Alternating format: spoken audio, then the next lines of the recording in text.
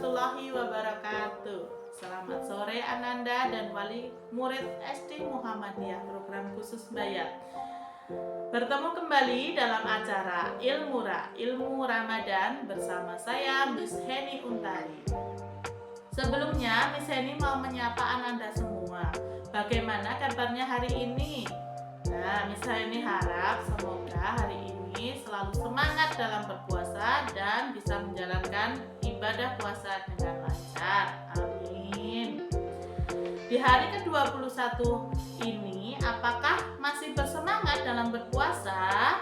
Ya, harus tetap bersemangat ya. Karena apa? Karena Ramadan sebentar lagi akan meninggalkan kita. Rasanya sedih bukan? Karena apa? Karena Ramadan belum tentu akan bertemu lagi dengan kita di tahun depan. Maka dari itu, mari kita manfaatkan momen ini dengan sebaik-baiknya. Siap ya? Harus siap ya. Setelah puasa, kita akan menyambut hari yang kita tunggu-tunggu, yaitu Hari Raya Idul Fitri ya. Tentu saja ya. Pada hari tersebut, apa yang kira-kira kita tunggu-tunggu? Bukan tentang fitrahnya ya, tetapi yang kita tunggu adalah momen silaturahmi dan saling memaafkan, dan momen bertemu dengan saudara-saudara kita yang jauh nanti akan mudik, yang dekat akan saling bersilaturahmi. Nah, dalam kesempatan ini kita akan membahas tentang manfaat tentang memaafkan orang lain. Memaafkan orang lain itu adalah hal yang sangat penting dalam ajaran agama Islam. Namun dalam perayaan Idul Fitri, perilaku saling memaafkan merupakan produk adat istiadat di Indonesia.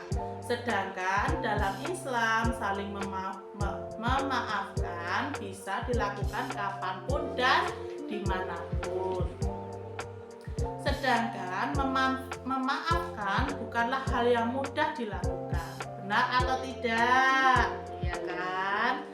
Namun memaafkan adalah keputusan yang bijak yang bisa membebaskan hati dan pikiran kita dari kebencian, dendam, dan sakit hati.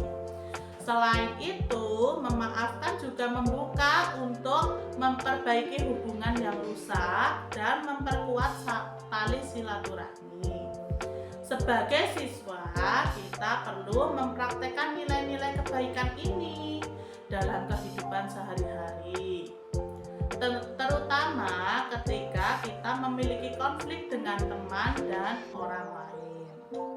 Nah, berikut Miss Heni akan menjelaskan atau memberitahu beberapa keutamaan saling memaafkan sesama orang lain dalam ajaran Islam. Antara lain, yang pertama adalah mendapat ampunan dari Allah. Kemudian yang kedua, mendapat ketenangan batin dan kedamaian hati.